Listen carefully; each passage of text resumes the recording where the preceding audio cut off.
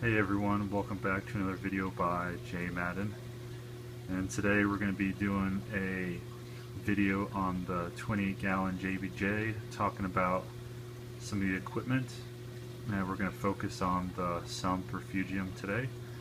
I'm sitting down here on the floor, and as you can see, we got a really good shimmer effect coming from the LEDs on this thing. So let's go ahead and jump into it. Do my best to keep this video as short as possible and just try and give you the information that you're all wondering about. So we'll come on down here, and first you can see from the outside is that the stand for the JBJ is pretty narrow.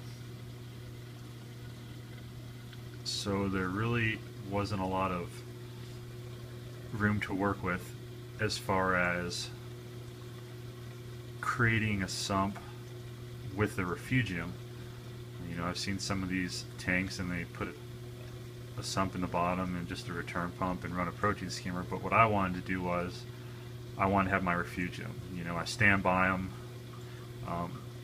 The refugium alone isn't going to be adequate filtration for removing nitrates and phosphates from your system with a refugium of this size, or for most tanks in general, but the combination of it and a protein skimmer can really do wonders. The refugium is great because it grows a lot of copepods and things like that. I'm going to do an update video on the tank and I'll show you all the life that's just exploding in the tank from it. So we'll go ahead and open up here the stand and we'll start breaking down what's going on in here.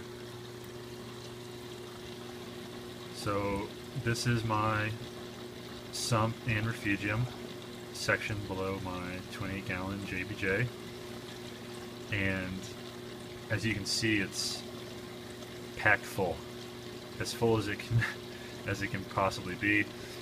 I'll go ahead and start breaking down some of the equipment here, talking to you. Lighting down here is a JBJ Nano Glow. This is the same light that I was using in my refugium back on the 60-gallon. And in the back, you'll see my protein skimmer. Nothing too fancy. It's an older style Aquasea Remora.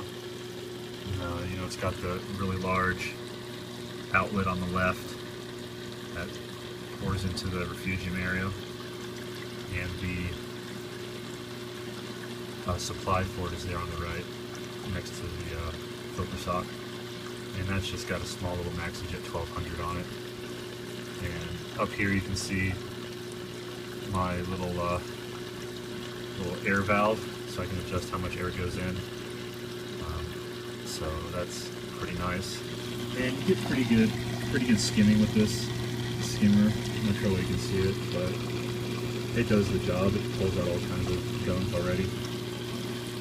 So yeah, so here you see the filter sock. It's just kind of suspended here with the drain going into it. The piece of PVC extends below the water line, which is why it's so quiet. To my ears, the sound may be magnified due to the fact that the phone is right inside the stand, but it's really not that loud in actual, real life. Over to the right, you're going to see my two little fishies 150 reactor. Inside there, I'm not sure what you can see it, but I've got a Cami Pure Elite inside there, and that's just tumbling. That's also supplied by a Maxigen 1200, and it's got a valve on the top to adjust the flow through it. I went ahead and put in this, egg crate or light crating divider to protect the pumps from the Kato. The particular Kato that I chose is pretty dense.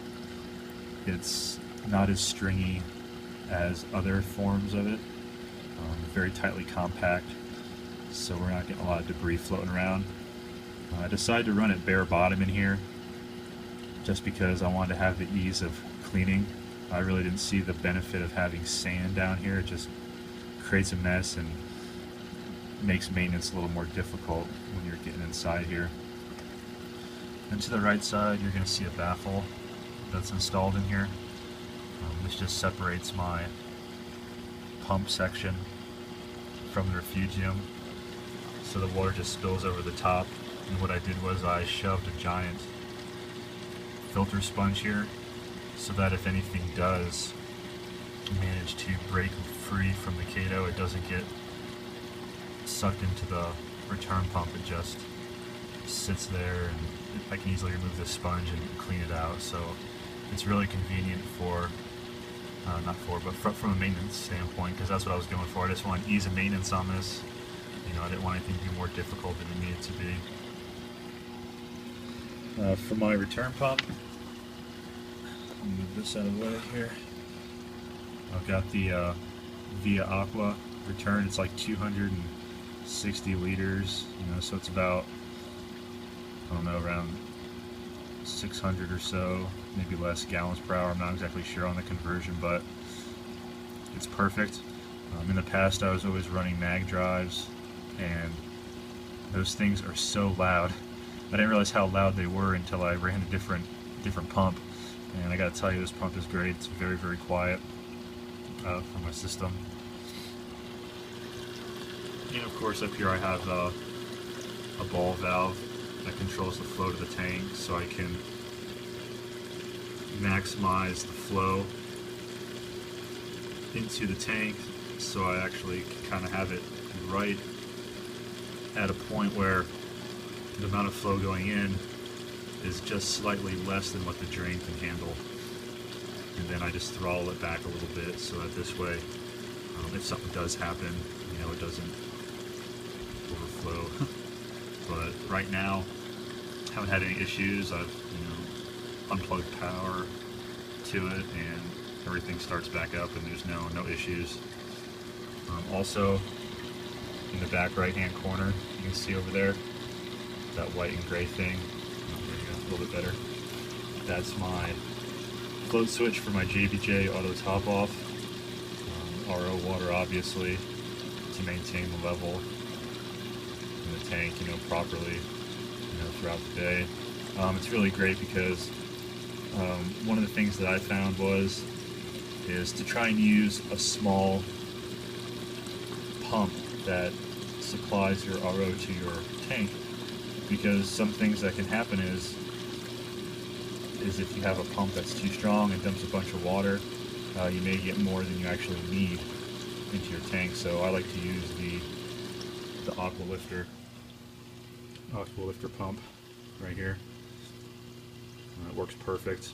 You know, fits right in the little vent side of your 5-gallon jugs. So it's worked really well for me over the years, especially for just fresh water. It doesn't seem to foul up the bladders inside the air pump as much as salt water does. And of course, there's a lot of wires out here. I'm in the process of organizing everything up and getting everything tucked away. And one of the most important things is this right up here. Good old box of Arm & Hammer baking soda. It just alleviates any kind of smells that you may get in and around your sump.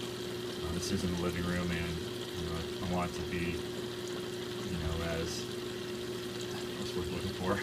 Just, I don't want there to be any issues with smells, you know, that would get me ragged on. So that's basically it for my sump and refugium on here.